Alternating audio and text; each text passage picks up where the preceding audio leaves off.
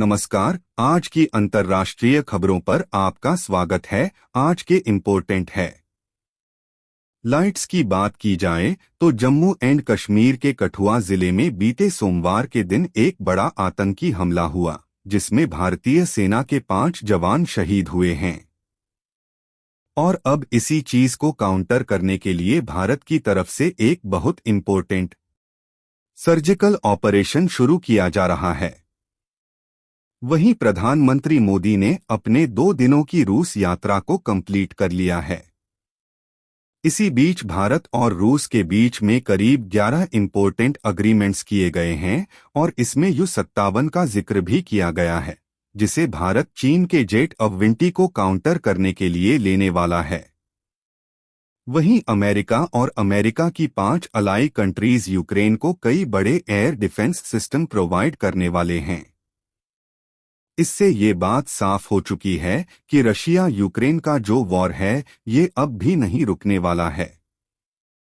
वही Saudi Arabia ने एक तरीके की इनडायरेक्ट धमकी दे दी है G7 कंट्रीज को, और सऊदी अरब ये बात बहुत अच्छे से जानता है कि G7 कंट्रीज को अमेरिका कंट्रोल करता है।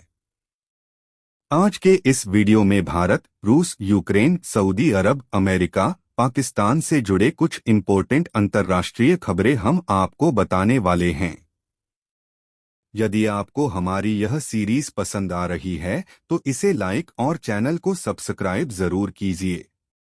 तो पहली और इम्पोर्टेंट अपडेट की बात की जाए तो जम्मू एंड कश्मीर में हुए बड़े आतंकी हमले में एक बार फिर अमेरिकी हथियारों का इस्तेमाल किया गया है। अब इसके पीछे अमेरिका की एक कोई स्ट्रेटेजी भी हो सकती है। सोमवार को जम्मू एंड कश्मीर के कठुआ जिले में भारतीय सेना के काफिले पर एक आतंकी हमला किया जाता है। इसमें 5 जवान शहीद हो गए और 4 अभी घायल हैं।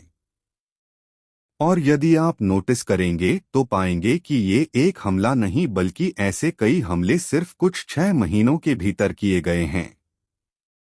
इस आतंकी हमले में एम फॉर कार्बाइन का इस्तेमाल किया गया है और बीते 1 महीने के अंदर जितने भी आतंकी हमले देखे गए हैं उनके पास से ऐसे ही बुलेट मिले हैं, जिससे पता चलता है कि यहां पर अमेरिका की एम फॉर कार्बाइन राइफल का इस्तेमाल किया जा रहा है। अगली इम्पोर्टेंट बीट की बात की जाए तो प्रधानमंत्री मोदी जी अपनी रूस यात्रा को सक्सेसफुली कंप्लीट कर चुके हैं। लेकिन इसी बीच भारत और रूस के बीच में करीब 11 इम्पोर्टेंट अग्रीमेंट्स किए गए हैं। आइए जिनमें फर्स्ट है दोनों देशों के बीच में व्यापार, आर्थिक और निवेश क्षेत्रों में किस तरीके से आगे बढ़ा जाए। इसको लेकर के दोनों देशों ने 2024 से 2029 तक की एक नई कार्य योजना पर हस्ताक्षर कर दिए हैं।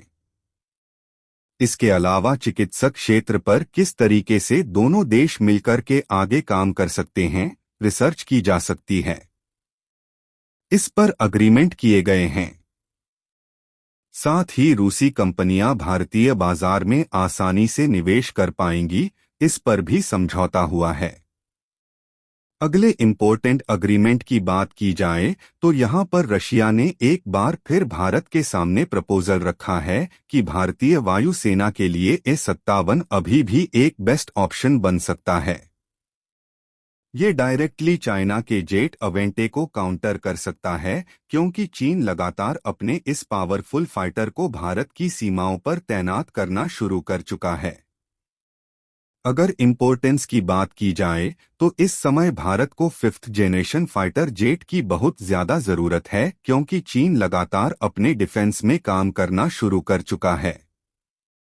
करेंटली सिर्फ 3 ही ऐसे देश हैं जिनके पास ऐसे एडवांस फाइटर जेट हैं, जिसमें रशिया के पास S-57, चीन के पास J-20 और यूएस के पास F-35 है।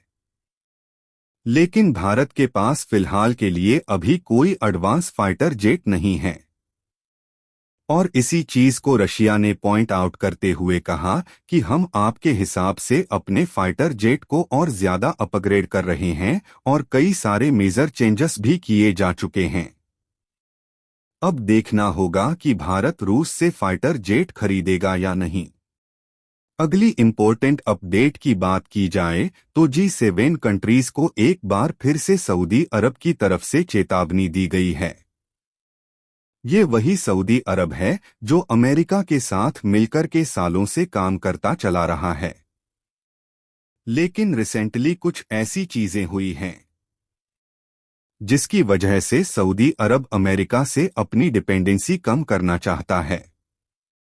डिटेल्स की बात की जाए तो सऊदी अरब का कहना है कि G7 कंट्रीज ने चुपचाप रशिया के करीब 300 बिलियन US डॉलर के एसेट्स को जब्त कर लिया है और उन्हीं एसेट्स का इस्तेमाल करके उनको बेचते हुए यूक्रेन की मदद की जा रही है, जो पूरी तरीके से गलत है। आपने किसी देश की प्रॉपर्टीज जब्त की है, लेकिन आप उनका इस्तेमाल उसी देश के अगेंस्ट में नहीं कर सकते हैं। इसको लेकर के भारत और रशिया दोनों ने ही आलोचना की थी, लेकिन G7 कंट्रीज है कि किसी की बात मानते नहीं हैं। फिलहाल अगर बात की जाए सऊदी अरब के पास पावर इतनी सारी कहां से आ गई है। रिसेंटली 50 सालों बाद अमेरिका और सऊदी के बीच जो पेट्रोल डॉलर डील थी ये पूरी तरीके से खत्म हो चुके हैं और अब सऊदी अरेबिया इंडिपेंडेंट हो चुका है। अपने क्रूड ऑयल को किसी भी देश में बेचने के लिए वही अगली इम्पोर्टेंट अपडेट की बात की जाए तो ये सामने निकल के आ रही है रशिया यूक्रेन वॉर से, जहां पर रिसेंटली पीएम मोदी रशिया से वापस आते हैं और अमेरिका की तरफ से पीएम मोदी को कहा जाता है कि आप ही इस वॉर को रुकवा सकते हैं। लेकिन दूसरी तरफ अमेरिका ने यूक्रेन को कई बड़े हथियार प्रोवाइड करने शुरू कर दिए हैं।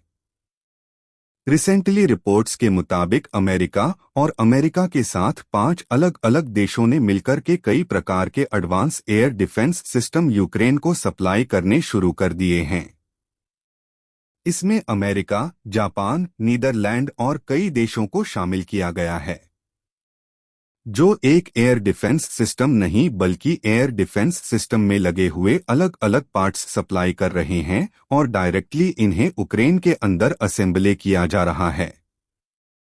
इससे ये क्लियर हो चुका है कि रशिया यूक्रेन के बीच में वॉर अब जल्दी नहीं रुकने वाला। इस पर आपको क्या कहना है? कमेंट में जरूर बताइए। जय हिंद।